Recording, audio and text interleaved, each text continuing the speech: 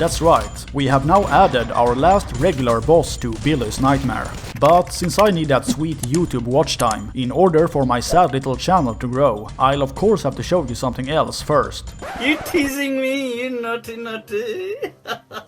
So, let's start with some changes that we have made to the Easter Bunny's room. You know, the place where you get an Easter egg with a random ability or item.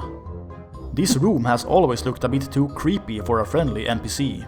Billy is supposed to be happy when he finds the Easter Bunny, not get scared and run away. Plus, the decorations with books and supplies are from the school level, so it doesn't fit the other levels anyway.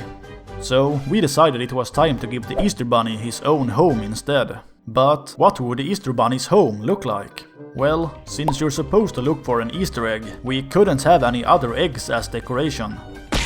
And since there's supposed to be only one Easter Bunny, we couldn't decorate his home with other bunnies.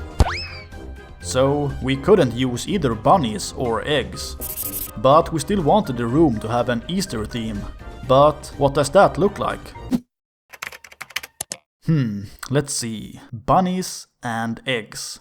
Fuck. So we decided to just make a random cozy home for him. Even though it doesn't have a clear Easter theme, it's at least better than his old creepy room we used before. So, what kind of decorations can we find in the Easter Bunny's home? Well, let's take a look at this handsome boy on the wall. That's the cutest fucking thing I've ever seen in my entire life. I know, right? But who is he and why is he dead? Well, let me take you back in time to 2013. A time when we only had to draw like 2 frames in our walk animations.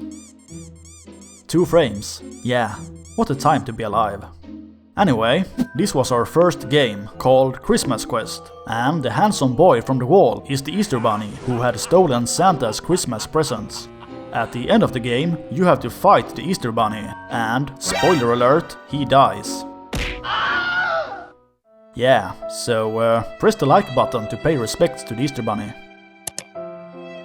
Years later, when it was time to add an Easter Bunny to Billy's Nightmare, our first idea was to actually use our old Easter Bunny from Christmas Quest. Hello there. But our old sprite didn't really fit this game, so Fabian drew a new Easter Bunny who looks a lot better. And the old one finally got replaced with our new current one. But since he used to be our Easter Bunny after all, it felt like a fun idea to have his portrait in Easter Bunny's home. The guy on the other painting doesn't need a big introduction. As you can see, it's Santa Claus. Ho ho ho! But he's not the Santa from Christmas Quest. If you have followed Billy's Nightmare since the beginning, you might recognize him as an old NPC who we haven't used for a while. Almost 2 years ago, there was a small chance that you would run into Santa when entering a room.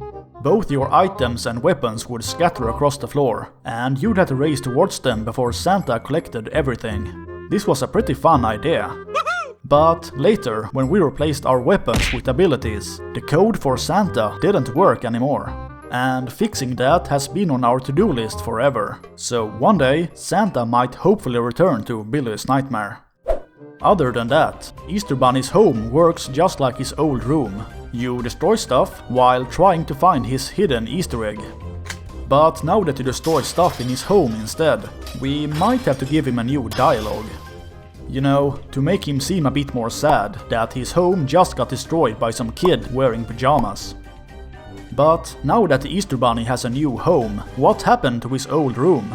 Well, since the school level actually had 1 combat room fewer than the other levels, we gave Easter Bunny's old room a makeover and turned it into a larger combat room. This way we saved some time by not having to come up with and draw a new room from scratch.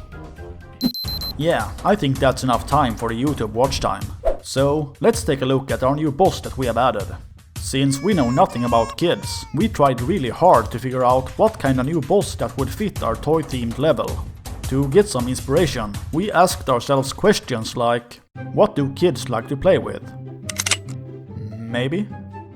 What do they like to read? Perhaps? What do they like to watch? No.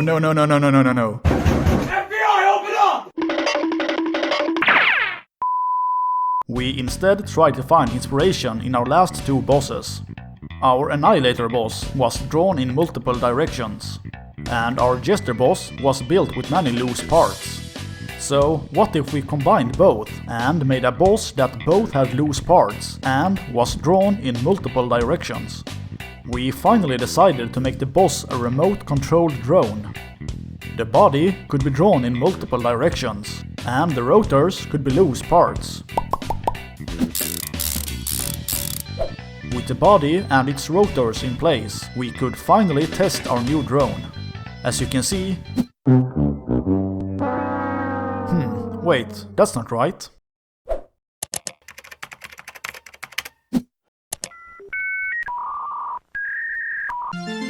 Ah, there we go. As you can see, the drone always looks at the player, while the rotors can spin freely. And yeah, technically, a drone is supposed to be used outdoors. But since this level takes place on Billy's bedroom floor, we at least put a grass carpet on the ground and made some fake buildings as walls and decoration. So now you can pretend that you're outside, as long as you use your imagination. When it came to the attacks, we took inspiration from the drone's rotors. For one of the attacks, the drone spins around and around while shooting lasers in 4 directions. Here the player has to decide if it's better to run around in a circle or just roll over the lasers. For his second attack, we made like a reversed Gatling gun, where instead of shooting faster and faster, the drone first spits out a lot of bullets and then lowers his fire rate until it stops. And instead of using our regular sprites for the projectiles, we made them look like small rotors that spin around while flying forward. Finally, we made an intro for the drone, where 2 minions get into trouble as usual. The drone was the last regular boss that we will ever make for Billy's Nightmare. It's a relief to feel that we have come so far with this game, but also pretty sentimental. It's enough to make a grown man cry. But not this man. Get back in there, Tia. The only boss that's left for us to make now is the last boss fight against the Boogeyman. We are actually almost done with the look of the final boss and his animations, but it's still a while before we have something of value to show you, so it might still be a few more devlogs before we get there.